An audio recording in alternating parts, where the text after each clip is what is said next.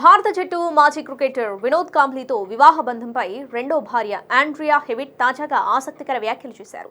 తాగడుకు బానిసైన అతనికి తాను 2023లో విడాకులు ఇవ్వాలి అనుకున్నట్లు తెలిపారు. అయితే తన భర్త నిస్సహాయ స్థితి చూసి ఆ నిర్ణయాన్ని వెనక్కి తీసుకున్నట్లు ఆమె వెల్లడించారు.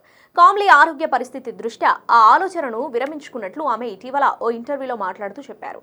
ఈ సందర్భంగా కాంబ్లీ మద్యం వ్యసనం తమ వివాహ బంధాన్ని ఎలా ప్రభావితం చేస్తుందనే విషయాన్ని ఆండ్రియా వెల్లడించారు. ఫ్రీలాన్స్ జర్నలిస్ట్ సూర్యాంశీ పాండే హోస్ట్ చేసిన పాడ్కాస్ట్లో ఆమె మాట్లాడుతూ తాను కాంబ్లీని విడిచిపెట్టాలని గతంలో ఆలోచించారని, అయితే అతని ఆరోగ్యం గురించి ఆందోళన కారణంగా ఆ ఆలోచనను విరమించుకున్నట్లు తెలిపారు. నేను అతనిని విడిచిపెడితే అతను నిస్సహాయంగా ఉండిపోతాడు.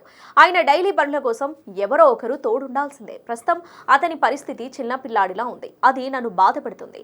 ఇలాంటి పరిస్థితుల్లో నా స్నేహితులు ఉన్నా కూడా నేను వారిని వదిలిపెట్టను. అలాంటిది అతను నాకు అంతకంటే ఎక్కువ. ఈ విషయం గురించి ఆలోచించే నేను అప్పుడు భయపడి ఉంటాను. అందుకే విడాకుల నిర్ణయం వెనక్కి తీసుకున్నాను అని ఆండ్రియా చెప్పుకొచ్చారు.